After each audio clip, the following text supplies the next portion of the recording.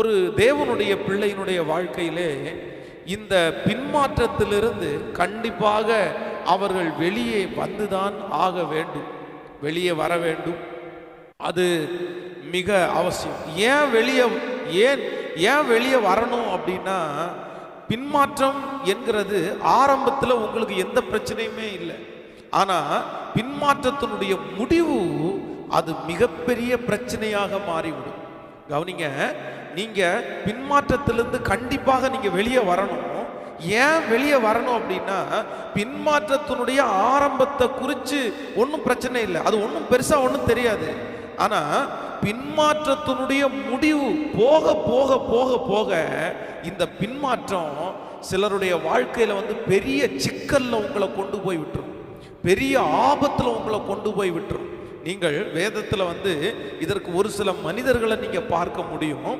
நீங்கள் இளைய குமாரனை குறித்து நீங்கள் வேதத்தில் வாசிப்பீர்களே, ஆனால் ஃபஸ்ட்டு இந்த பின்மாற்றத்தினுடைய ஆரம்பம் என்ன அப்படின்னா, தன்னுடைய தகப்பனை விட்டு அவன் வெளியே போகிறது தான் பின்மாற்றத்தினுடைய ஆரம்பம்.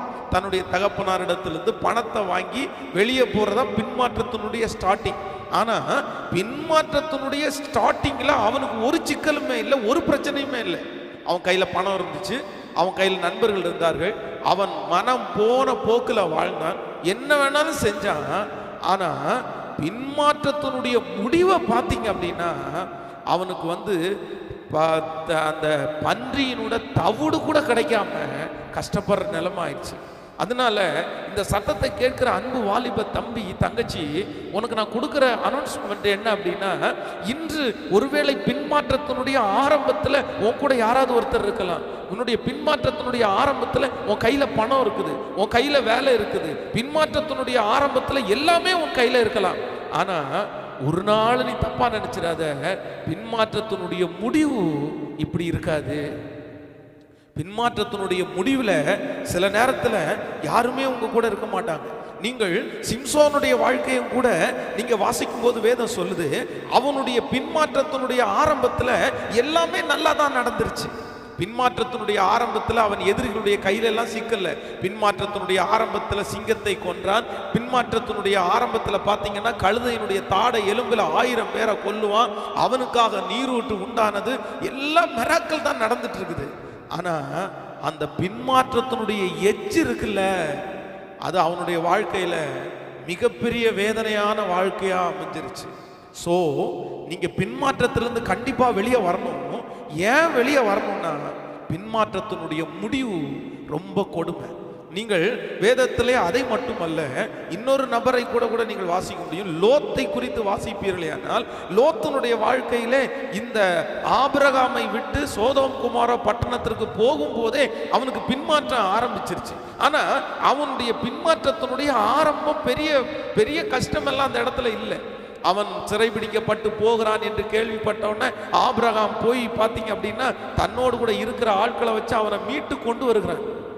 ஆனா பின்மாற்றத்தினுடைய முடிவு நீங்க பார்க்கும்போது, அந்த தேசத்திலிருந்து அவன் வெளியே வரும்போது அவனுடைய வாழ்க்கை அதற்கு பிறகு சின்ன பின்னம் ஆயிருச்சு அப்படின்னு நமக்கு எல்லாருக்கும் தெரியும்.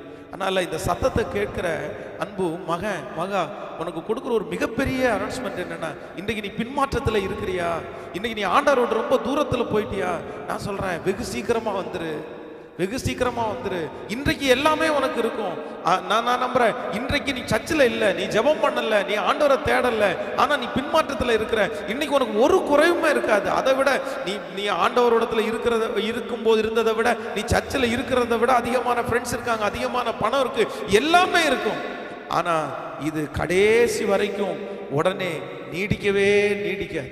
பின்மாற்றத்திலிருந்து நீங்கள் வெளியே வர எடுக்கிற ஒவ்வொரு நிமிஷமும் உங்க வாழ்க்கையில தீமையா முடிஞ்சிடும். நீங்கள் தாவீதை குறித்து வேதத்துல வாசிக்கும் போது வேதம் சொல்லுது, அவன் பின்மாற்றத்திலிருந்து வெளியே வர்றதற்கு ரொம்ப தூரம் எடுக்கல, ரொம்ப நாள் எடுக்கல. அவன் ஒருவேளை அப்படி ரொம்ப நாள் எடுத்திருப்பானே, ஆனால் அவன் வாழ்க்கையில் ஒரு பெரிய தோல்வியை பார்த்துருக்கணும்.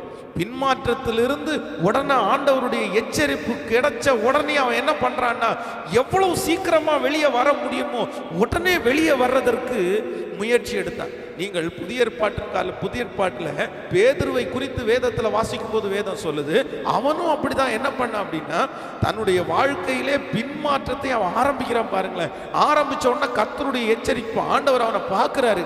பார்த்த உடனே சரண்டர், உடனே அந்த பின்மாற்றத்திலிருந்து வெளியே வரணும்னு சொல்லி ஏசப்பா சமூகத்தில் அவன் செய்கிறத குறித்து உங்களுக்கு தெரியும். ஆனா நீங்கள் யூதாஸ் காரியத்தை குறித்து வேதம் சொல்லுது, அவன் பின்மாற்றம் அடைந்த உடனே ஆண்டவரே சொல்லுவார், சிநேகிதனே முத்தத்தினாலா என்ன காட்டி கொடுக்கிறாய் அப்படின்னு ஆண்டவர் பேசுவாரு. ஆண்டவர் பேசினதற்கு பிற்பாடும் அவன் பின்மாற்றத்திலிருந்து வெளியே வர்றதற்கு ரொம்ப நேரம் எடுத்துக்கிட்டதுனால அவன் உடனே தன்னை அந்த நிலைமைக்கு தள்ளுன அவர்களை தேடிதான் போனானே தவிர பின்மாற்றத்திலிருந்து வெளியே வர்றதற்கு அவன் உடனே முயற்சி எடுக்காதனால வேதம் சொல்லுது, அவனால முடிவில் வரவே முடியாம போயிருச்சு. அதனால இன்று எல்லாரும் ஆண்டவருடைய சமூகத்தில் இன்றைக்கு ஒரு வாஞ்சையோட கூட இருப்போம். ஆண்டவரிடத்துல சொல்லுங்க, பின்மாற்றத்திலிருந்து நீங்க வெகு சீக்கிரத்தில் வெளியே வரணும், வெகு சீக்கிரத்திலிருந்து வெளியே வரணும். இது மட்டுமல்ல, நீங்கள் சாலோமோனை குறித்து வேதத்தில் எடுத்து வாசிப்பீர்களே, ஆனால் இவன் பின்மாற்றத்திலிருந்து வெளியே வர்றதற்கு காலதாமதம் பண்ணினதுனால அவன் ஒரு பெரிய இழப்பை சந்தித்தான். இந்த நீங்கள் சவுல் ராஜாவை குறித்து வாசிப்பீர்களே, ஆனால் பின்மாற்றத்திலிருந்து வெளியே வர்றதற்கு அவன் காலதாமதம் பண்ணதுனால அவனுடைய முடிவு பெரிய வெற்றியா அமையல. சோ பின்மாற்றத்திலிருந்து நீங்க ஆண்டவருடைய பிள்ளைங்க என்ன பண்ணணும்னா உடனே வெளியே வரும். இன்றைக்கு இந்த செய்தி உங்களுக்கு அது கடைசி வார்த்தையா இருக்கட்டும். இதுக்கு மேல நிச்சயமா நான் ஆண்டவரை விட்டு போக மாட்டேன் அப்படின்ற ஒரு தீர்மானத்தை நீங்கள் எடுக்கும்படியாக உங்களை மிக அன்போட கேட்டுக்கொள்கிறேன். இதை நான் அனுபவ ரீதியாக தான் நான் சொல்றேன். நான் ஊழியத்திற்கு இந்த 20 வருஷ அனுபவத்தில் எத்தனையோ பேரை நான் பார்த்துருக்கிறேன், எத்தனையோ நபர்களை நான் சந்தித்திருக்கிறேன். நான் சொல்றேன், நல்லவங்க யாருமே இல்லை. எல்லாருடைய வாழ்க்கையிலையும் இந்த தவறுகள் நிச்சயமா வருமா அப்படின்னு கேட்டா, என்றைக்காவது ஒரு நாள் நிச்சயமா சில தவறுகள் வரத்தான் செய்யும். அது நம்ம பரிசுத்தமாய் வாழ முயற்சி எடுக்கிறோம், பரிசுத்தமாய் வாழ நம்ம பிராக்டிஸ் பண்ணிட்டு இருக்கோம். ஆனா எப்பவாவது ஒரு இடத்துல ஒரு சில மிஸ்டேக்ஸ் நமக்கு வரத்தான் செய்யும். மிஸ்டேக்ஸ் வர்றது பெருசு இல்லை, ஆனா நீங்க அந்த மிஸ்டேக்ஸ்ல இருந்து வெளியே வர்றதற்கு காலதாமதம் பண்ணுவது தான் மிகப்பெரிய தவறு. நான் சொல்றது உங்களுக்கு புரியுதுன்னு நினைக்கிறேன். மிஸ்டேக் வர்றது பெரிய சரி, எப்படியோ ஒரு மிஸ்டேக் வந்துருது. ஆனா நீங்க மிஸ்டேக் வந்தது ஓகே, நீங்க காலதாமதம் மட்டும் ஆயிராது, லேட் மட்டும் ஆயிராது, உடனே நீங்கள் வருவதற்கு முயற்சி எடுங்க. ஊழியத்தில் பார்க்கும்போது யாரெல்லாம் அந்த தவறை தெரிஞ்ச உடனே ஆண்டவர்கிட்ட போய் ஏதோ ஒன்றை செய்து அவர்கள் அந்த தவறிலிருந்து வெளியே வந்தவங்களுக்கு எல்லாம் மறுபடியும் அவங்களுக்கு வெற்றி கிடைச்சிருக்குது, மறுபடியும் உயர்வு கிடைச்சிருக்குது, மறுபடியும் ஊழியம் கிடைச்சிருக்குது. ஆனா நிறைய பேர் அதுக்கு பிறகு உணர்வில்லாம போனதுனால நிறைய பேருக்கு தோல்வி மட்டும்தான் கிடைச்சிருக்கு. ஸோ நீங்க ஆண்டவருடைய பிள்ளைகள் அதுல ஜாக்கிரதையா இருங்க.